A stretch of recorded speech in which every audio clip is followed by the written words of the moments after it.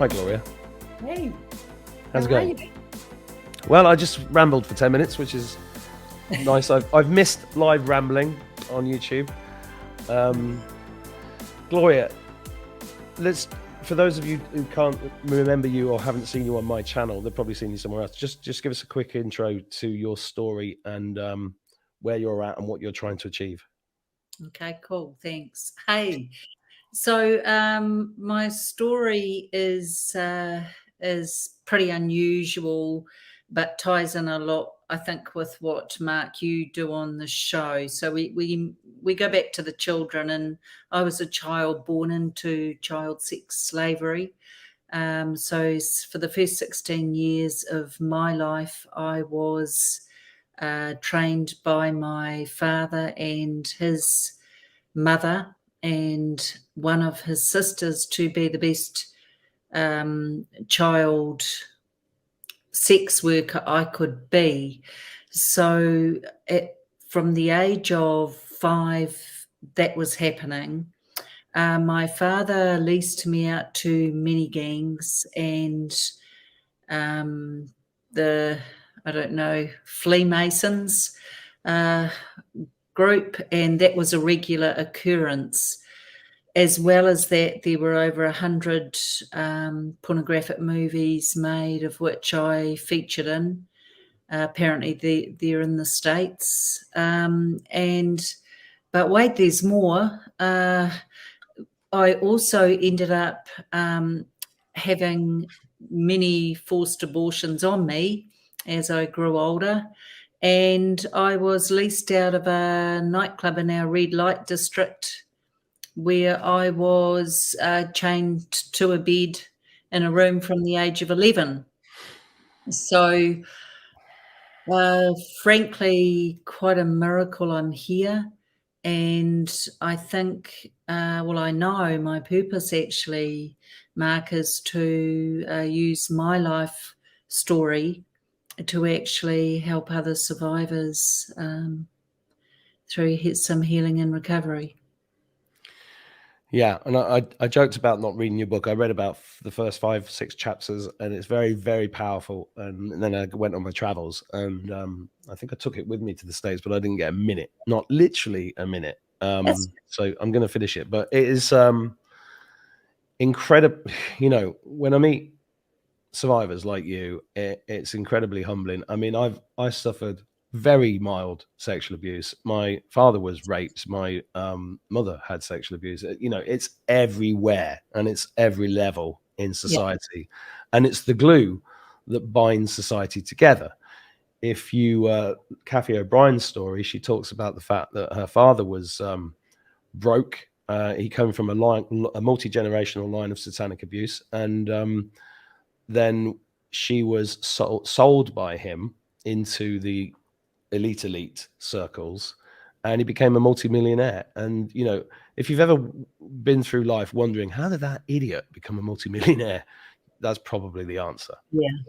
That's the strength. You know, it's like, how did that idiot become Chancellor of the Exchequer? I mean, or Prime Minister? I mean, we're surrounded. I used to say, even when I was a kid, I used to say, if the aliens come down and say, take me to your leader, I'll be like, oh shit, it's a bit embarrassing because they're all fucking idiots. And you know, it is embarrassing, you know, the leaders that we've had throughout our lifetime. I mean, Ted Heath was named by David Icke in The Biggest Secret, which I got over here, in 98 as a paedophile. So was Prince Philip. So was Jimmy Savile. And they never took him to court. Why? Because he was right. And, you know, and Ted Heath, for those of you who don't know, was Prime Minister when I was a kid in the UK. And they're all the same. Tony Blair's nickname, real name is Miranda. You know, well, there you go. Yeah. But you're right about the money, honey. I know that rhymes. Bad joking, but you're right about the money. We need jokes in this. You got to keep. We got to keep it going. Got it. So look, my father was a prolific pedophile, and he made so much money out of me, Mark, through who he leased me to, that he managed to get one of the first 4 Pontiacs imported into New Zealand. And, I guess if you said to me, what was your relationship like with your father? I can honestly say, hand on heart, never one time did we ever have a conversation.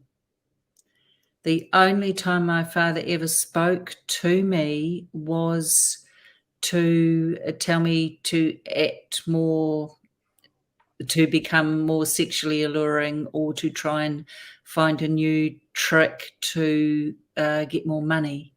So I never grew up having a conversation with my father ever. There was no protection. So father, not father, really. And I think, it's an incredible story, and people say, how is it even possible? Well, it's possible because it's intergenerational, and I think for my grandmother, you think about what grandmothers epitomize. It's love, nurturing, spoiling.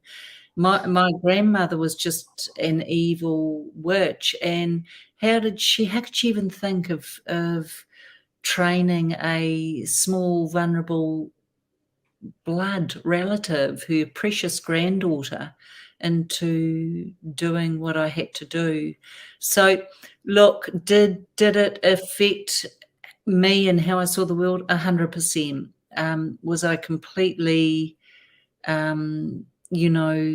unwell mentally? Yes, I was. It's taken decades and decades, and you've got the memoir, and the second book I have released this year is Flight Path to Healing, because for all the people Mark, and all the wonderful survivors in the world, there are many of us, and you know what?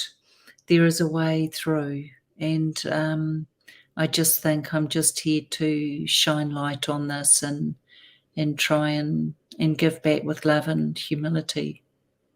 It's that. Well, thank God, because you're surrounded by angels, as your first book discusses. And your grandmother kind of conned you, didn't she? You thought you were going into the loving arms of a grandmother, and then it dawned on you, Yeah. that's not exactly what's going on.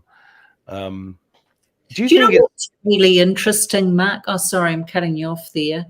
Okay.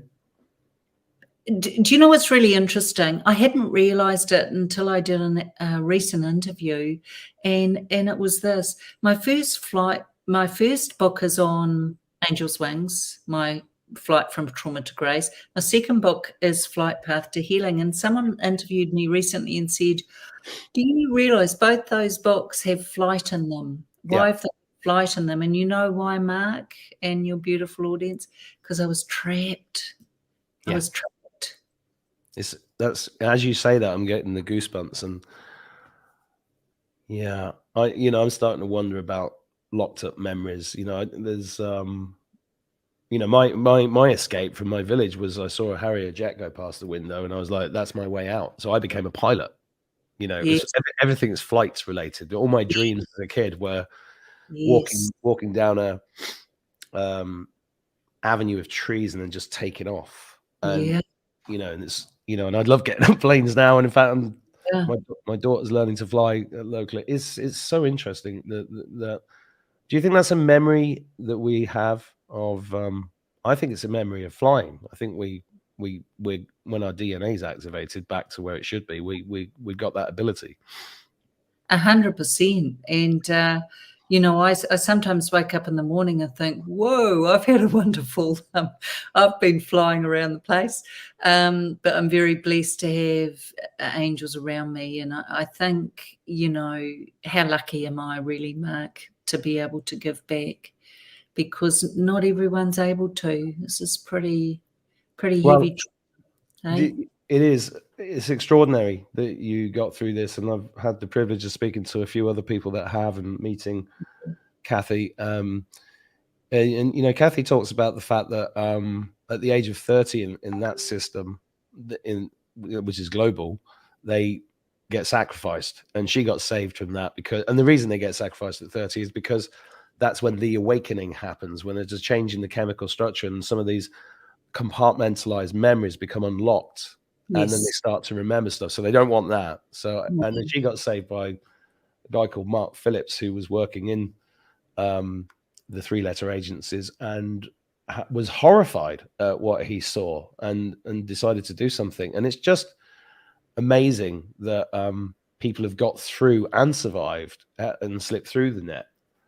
Because and I've experienced that, you know, there's gangs of Satanists that gang up on you. My friend in Morocco, Hope, who was on the channel a couple of weeks ago making the Organite, I witnessed her go through hell with trolls and death threats and hate because she was talking about the Hampstead kids years ago. And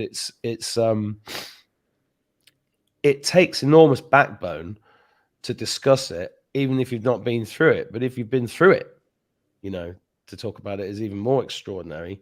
And you definitely are surrounded by angels. And if you'd said that to me, if I'd read your book or met you through, I'd have, you know, the book would have hit me. But the angels thing is something I want to talk about the angels for a bit, because I first really started realizing angels were real like 10 years ago, I think. There was a book written by a French journalist, I think, like an essay into the existence of angels or something like that. My ex-wife found this book and read it and started reading it, and I was skeptical. And then the things I've learned about angels since, and the communications I've had with angels since, and the protection I've had from angels since has been extraordinary. You know, I'm writing a book, and I'm going to talk about this in there because my personal experiences are they're so powerful that you can't deny them. And I think people like you have been protected specifically for this time, and the fact that you know, I had to shift my language from saying victim to survivor, you know, over the last couple of years, because I always said victim, and then I meet people like, you know, I'm like, no, not just a survivor, a wonderful, powerful survivor who is doing something really, really positive, because there's still hundreds of millions, if not billions of survivors out there that are still like this because they're so scared of coming out with their story. You know, let's talk about the angels. When did the angels come to you, and what's your experience of them in a literal sense? Yeah, and look, there's so many things you're saying. Mark, it's great. Look, the angels, very grateful to them because they did save my life many times over. But I first met them when I was a toddler, and I was being, you know, horrendously physically abused and thrown into an apple crate by my father. And then he nailed another one on the top. And this is back in the day. You might be a bit young for this, my friend, but it was back in the day when apple crates, the old-fashioned apple crates, and they had slats between them. Yeah. But anyway, and so he put me in there and he nailed one on top, and I was just beyond terrified and traumatized. And he left me there with the garage door down, and I was scared. And anyway, I don't know, I just went into a bit of shock or trauma, and I looked out of the corner of my eye because I saw something. And do you know what it was, Mark? It was these little baby angels, and they were playing, and they kind of reached out and they wanted me to play, and it was all done without words, but it was an intuitive play and connection. And I just looked at them and I just wanted to be them, and I wanted to be with them. And then when I was finally released from the box in the garage in the dark, I scampered inside, really excited because I had little angels to talk about. But they were with me throughout my 16 years, and they were always there in my darkest moments, and makes me feel a bit emotional. Yeah. That's okay. You know what hit me? My life. Yeah. Well, you know what hit me as you were talking is that you're an angel. Oh. No, no, I mean literally. I think you're an angel that volunteered to come through this, to do this. This has struck me recently about a lot of us. Wow. It's making me emotional now. Well, it's just they're really so beautiful and so powerful, and I really can't overstate it. I don't think I'd be here if I hadn't had them. I definitely wouldn't be. No. Yeah, so if you're watching this and you're not sure about the existence of angels, what advice would you give to people to connect? Because everybody's got access because they just want to help and they want to protect and they want to look out. But we have free will here, so Yeah. this period of time is really about learning about these connections and the reality of these things. Would you agree with that? I think so. Look, at the end of the day, in this beautiful book I've written, this Flight Path to Healing, I'll talk to you about it later, but it's all full of that. The answer, beautiful survivors across the world, the answer lies within. And our angels, they're there. And all we have to do is reach back in. So often we look outside ourselves, Mark, don't we? And my heartfelt, humble advice is stop looking outside of yourself. Go within. That's where the gold is and the beauty is. And yeah. Yeah, I'm getting getting the big truth Ooh. bumps. I totally agree with that, I went through a process of people telling me that, I think I just said that at the beginning, people telling me not to talk about this kind of thing. My view is that we all have to face this. So we have to look outside ourselves to see what is actually been happening, and then the journey within at the same time, I think. And, personally, my visions are getting stronger and stronger and stronger. And pineal gland's gone crazy, and I'm seeing some amazing stuff, which I'll probably start sharing soon because it's just getting louder and louder and louder, which is wonderful. But in order, to be practical for anybody watching this who's like, well, I've never spoken to an angel, I've never seen an angel, I've never heard an angel. How can somebody get in touch with them? Here's the number. No. Dial 1-800-ANGEL. $1.99 per minute. No, wait. Free consultation. All you do is you just simply close your eyes, get into a as deep a state as you can. For some of us, it might take not a deep state, though. No, not but a state where you can feel relaxed and not necessarily noticing so much outside noises, and then just say, can you send me a sign? Can you send me something? And what you might find is, I remember years ago, because I wanted to test them, Mark, and I remember years ago, I thought, right, I'm going to imagine, I want a butterfly. If you guys really are real, I want proof, and I want living proof. So, and then you let it go. So the next step is let go of what you've just intended and you're searching for. Go about your business. Now, I do like to exaggerate me, but can I tell you this? This is true.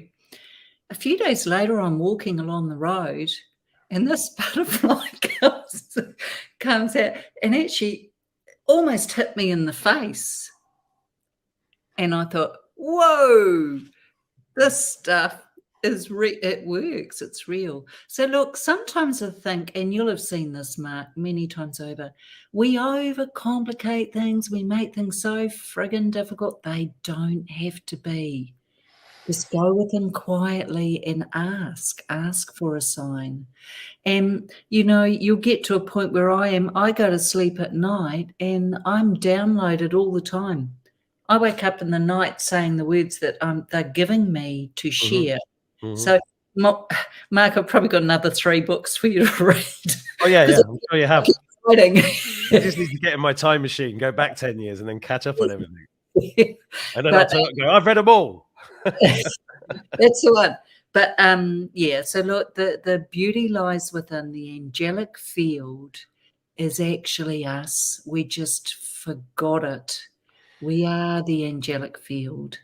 Yeah. Well, you know, I think I wrote a blog post about 8 years ago called Synchronicity and the Caterpillar, because back then I was noticing synchronicities everywhere. Somebody told me recently synchronicities don't exist because they're just cause and effect, but you don't know the cause yet, which is an interesting thing I need to explore a bit more. So that's a note to myself. But anyway, synchronicities were happening all the time. Numbers were all happening all the time. You can't ignore them. And what happened with me is I just get I'm now in a state where I'm that is switched on. So I'm mindful all the time. Yeah. So, you know, about 2 weeks ago, I was first on the scene at a road traffic accident in Morocco, and as soon as I drove, I was, you know, about a minute behind this car that had a crash with a motorbike, and as soon as I drove past, I could see the guy was dead. I knew the guy was dead. I knew immediately, and I got out of the car. I was first on the scene with a couple of other people, and whilst we were, it was, you know, it was a shocking situation, but there were these two birds that just appeared, and they were just by the roadside, and it was very prominent. And I was with Lucy Davis, and we both noticed this bird, and we had to look the bird up because what's the spiritual significance of this bird? And I'm only bringing this up for people watching that. It's very powerful when you do, because the signals are so strong. Sometimes there was when I lived in Morocco about 7 years ago, there was a white dove that literally sat on my bedroom windowsill for 2 weeks until I finally paid attention and was like, what does this mean? And I was going to look it up. And, you know, love or hate Google, there's loads of information out there about the significance of these signs and numbers and animals. I mean, that's, you know, look at Tom numbers in the last couple of years, blown up because numbers, and people are seeing them everywhere. And you can't ignore these things. And I think that's really the message, is that you've got to pay attention and listen, because, you know, because the noise outside is so great, you know, because it's all distraction. Everything that the dark do is to distract you. And that leads me into this question, because earlier on, I made the statement that once, you know, the reason why most people don't believe this stuff, when I say most people, I mean, most people won't even look at it. But if you do get them to look at it, they just think you're nuts. You know, I had a friend in the UK, I've been telling him for 20 years about SRA and the trafficking and Jimmy Savile and all of this stuff. Yeah. And he was brought up in a kid's home himself and was definitely abused, although he doesn't admit it, or it's been locked away, compartmentalized. And he just turned around and said, "Oh, you're in a cult." This was another question I asked this morning on Telegram. And I'm like, what? What do you mean I'm in a cult? And it's because it's just too much they can't imagine. So I said, they can't imagine another human being doing that to another human being, especially a relative, especially a child, right? Because they would never do it themselves. Or they've blocked it out because it's been done to them and they've compartmentalized it. And so the conclusion that I came to quite a while ago is that they're not human. Now, when you talk about your father and your grandmother, I think the question I want to ask is, were they human? Were they reptilian? Were they possessed by demons? Were they just evil? What is it? How did that happen to them? I'd like to sound really intelligent and knowledgeable, but neither's going to happen. I'm just going to speak from the heart. Good. That's the best way. Short answer, my friend, I don't know. I believe there was demonic forces present. I know that whenever I would look up and look my father in the eye, it was too much for him. Same with my grandmother. And I don't know what that means, but you might start getting some truth bumps about that. Mm-hmm. It was like good versus evil, Daniel versus Goliath, you know, David and Goliath. It's that where there's real truth and there's real there's real light. Light is so much more powerful, and there was something that managed to cut through the demonic energy, but it wasn't a good thing that I did, because then the torture would carry on. There were so many humane things that were done. You know, Mark, I would be tied up, stripped naked, and have a dog collar put around my neck and be led around and not allowed to speak. My only way of communicating was to be a dog, so I could make dog sounds. So when you consider that, that is dehumanizing, yeah? That is torturous, dehumanizing, to the point where I almost began to believe I must be a dog. But the point is that that's not a human being doing that to another human being. Something's taken over, don't you think? No, I do. And my own experience of my own life is that the whole world has been demonically possessed,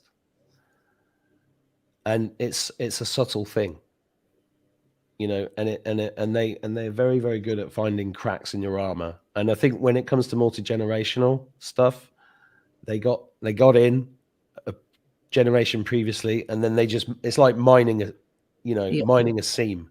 Yeah. They just keep mining that generationally and trying to break. And I think a lot of this time has been, a lot of people that have popped up in the truther world are people that may have had slightly shady backgrounds or done bad things in their past and everything else. So I remember, and when I say truther, I don't just mean, talking about when's Trump coming back. I mean, for me, a truth seeker is a God seeker, because that's what it's been for me. It's been coming back to my creator and remembering who I am, and then sharing that journey with other people to help them do it as well. And, and making mistakes on the way, because we're human.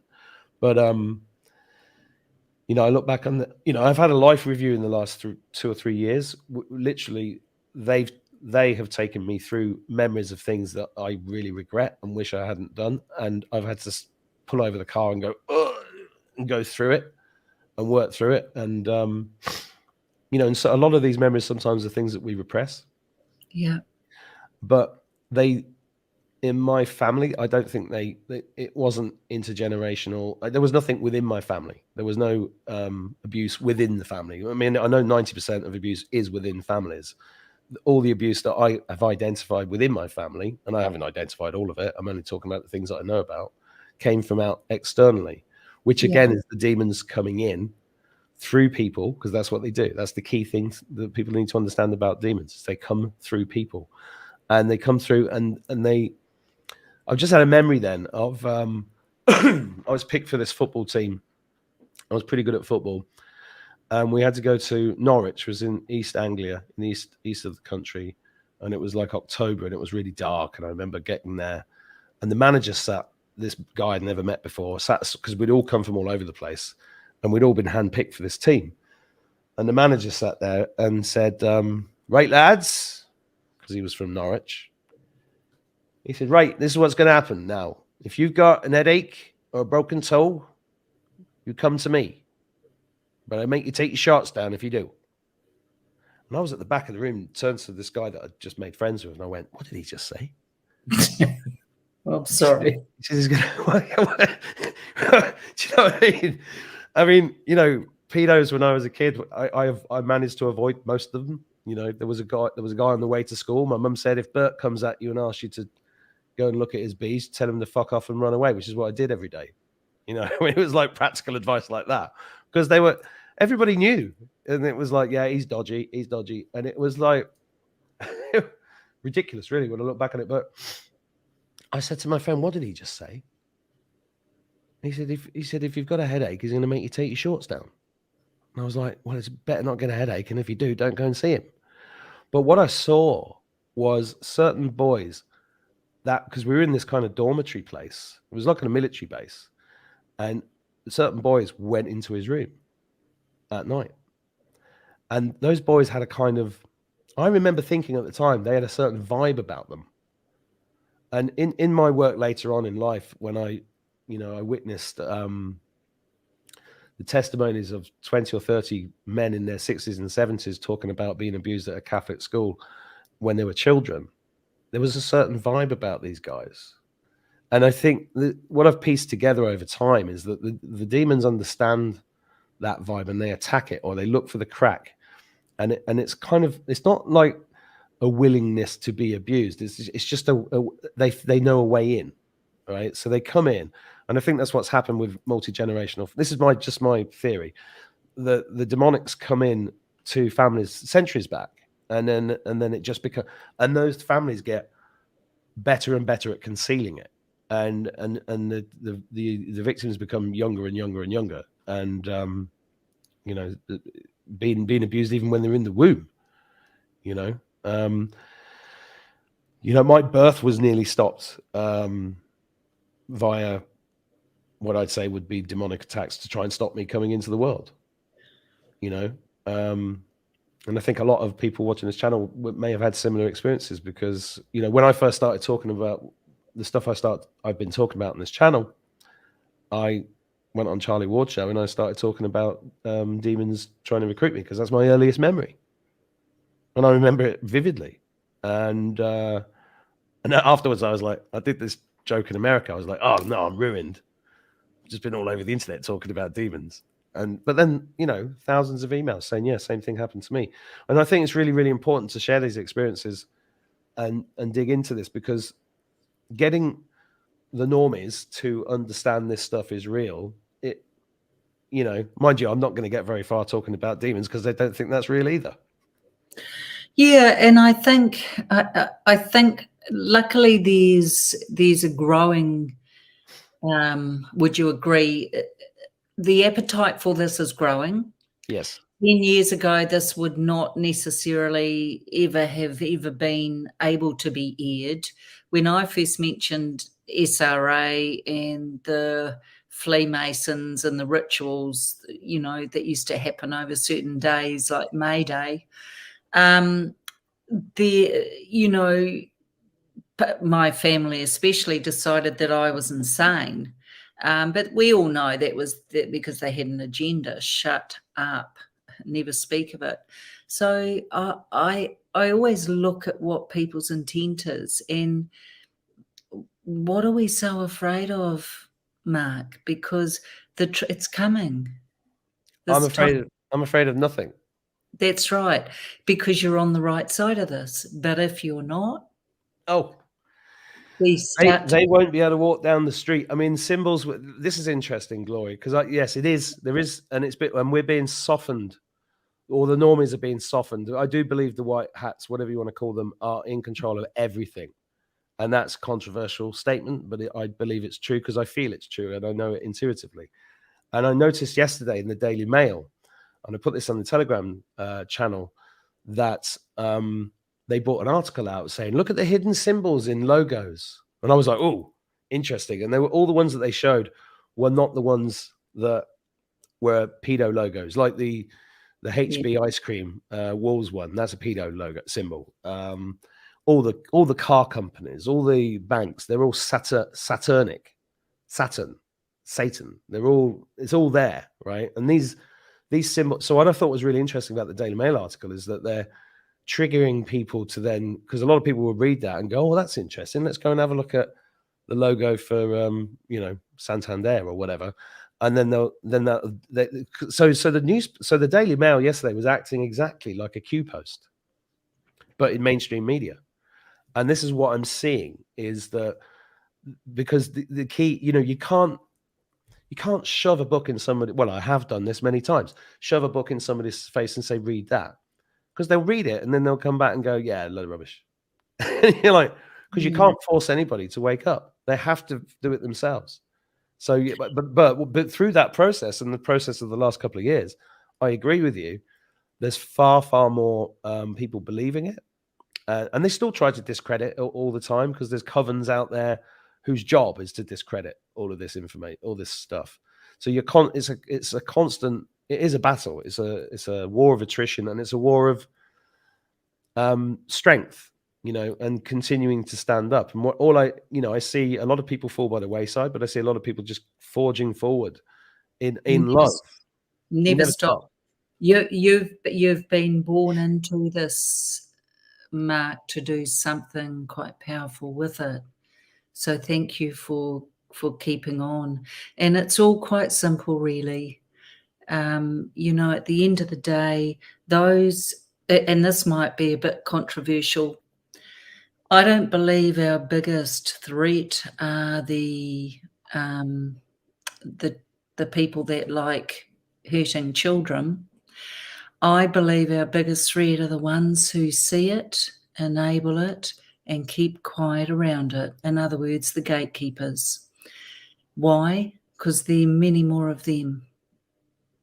Oh, yeah. Think about it. Yeah.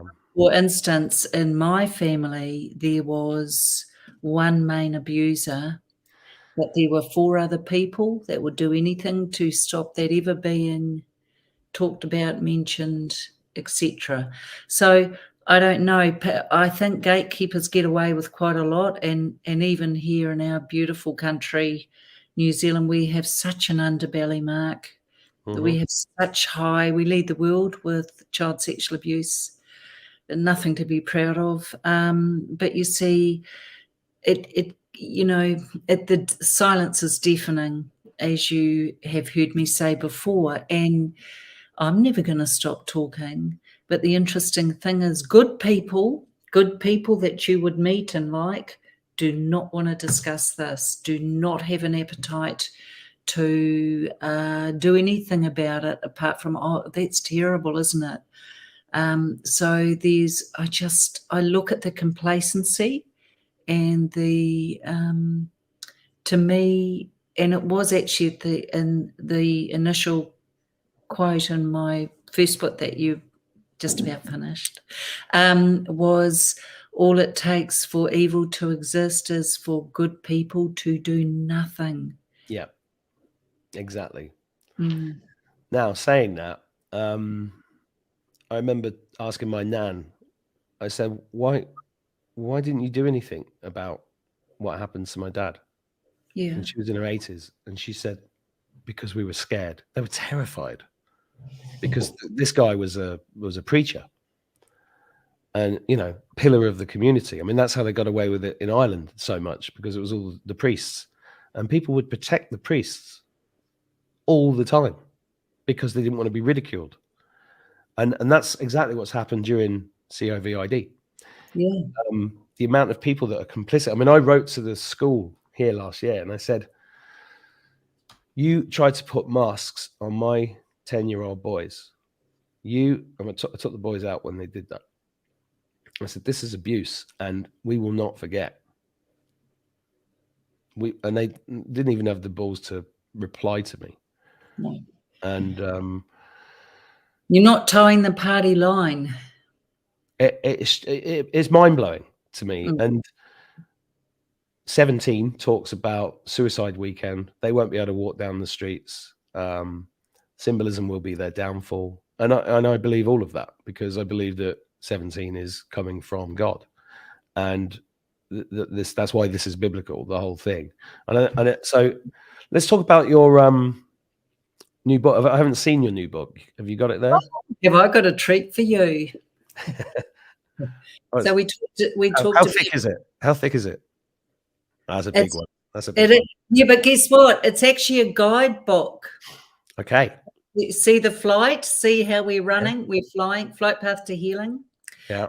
So what it is, it's you can pick it up at any place in the book, and you'll get something from it.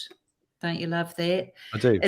It's actually every chapter has a theme, and then it has a bit of a download, things that are pertinent to us as survivors, and then it has some exercises for the reader to do, so that it's a working guide. And then it ends with a mantra.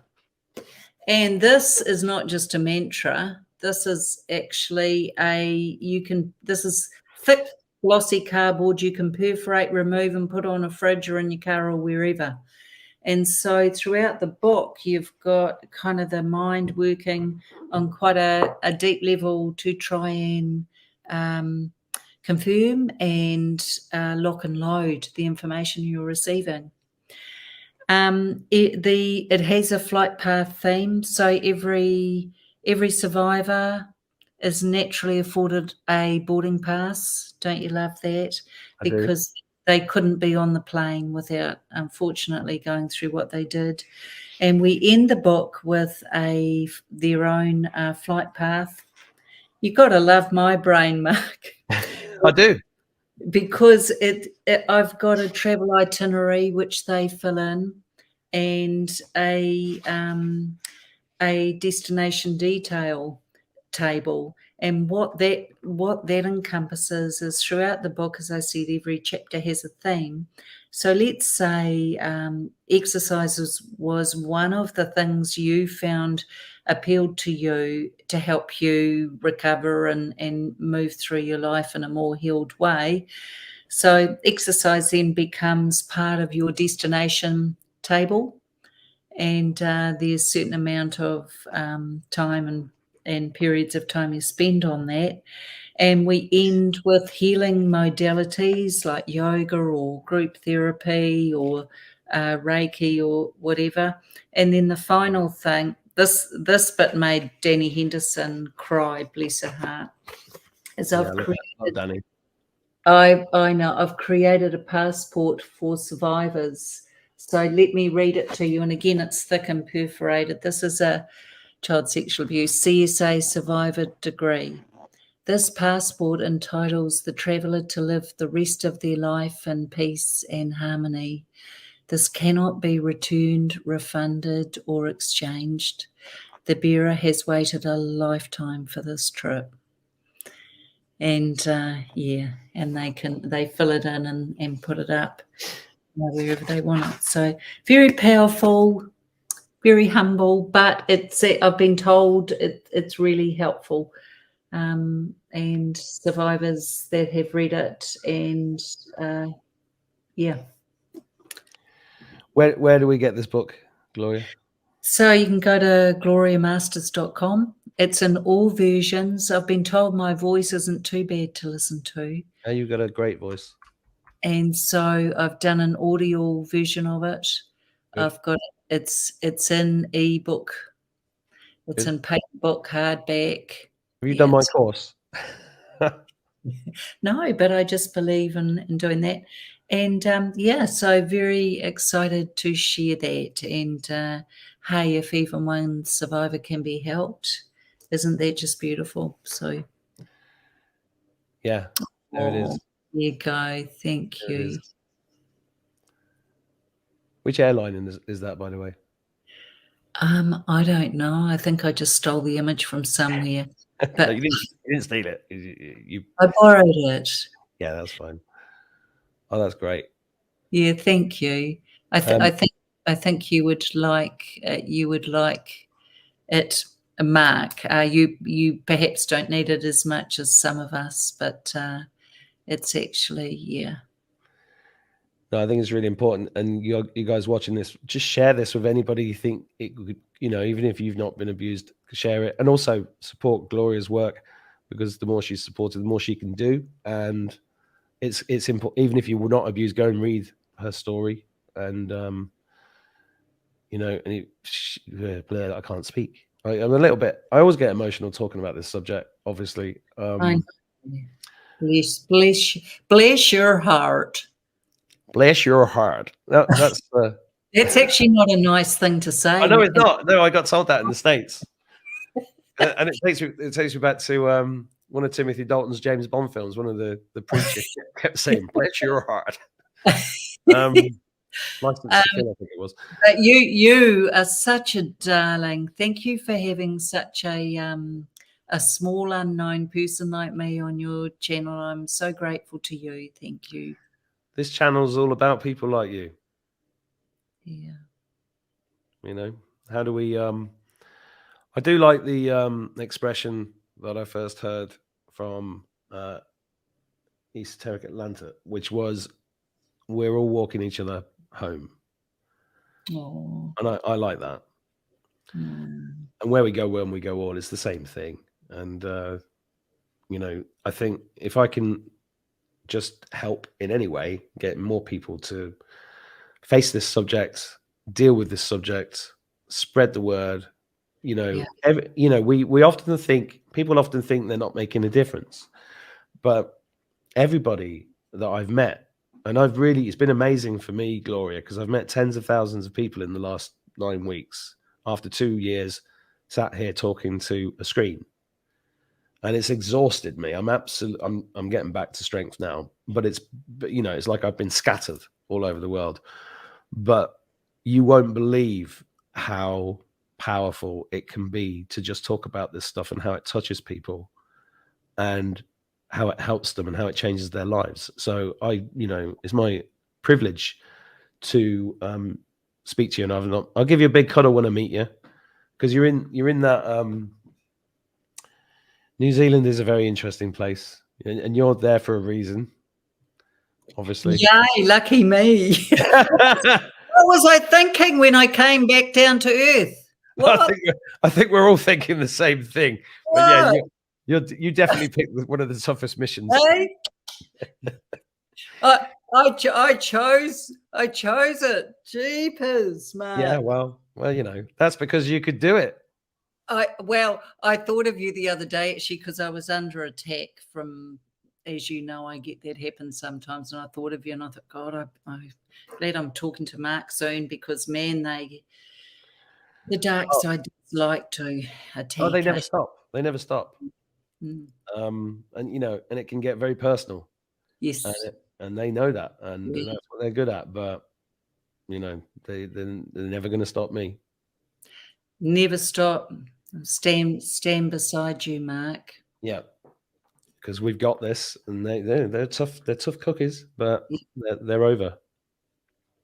Hey, but look, one day I'm going to get over there, and it will be my absolute pleasure to see you face to face and give you a hard time. Yeah, that'd be good. That's what we need. Yeah, we all need that. We all need that. So you guys watch it. Go to gloriamasters.com and please support Gloria's work, and share the link out with everybody you can. Use social media. Get it out. Share this video. Yeah. Get it on Facebook. Get it on Twitter. Get it everywhere. Because can I just say one other thing? Here I am cutting you off again, but hey, that's okay. My fabulous Mr. Mark. I'm running a YouTube channel called Handing the Shame Back. Yeah.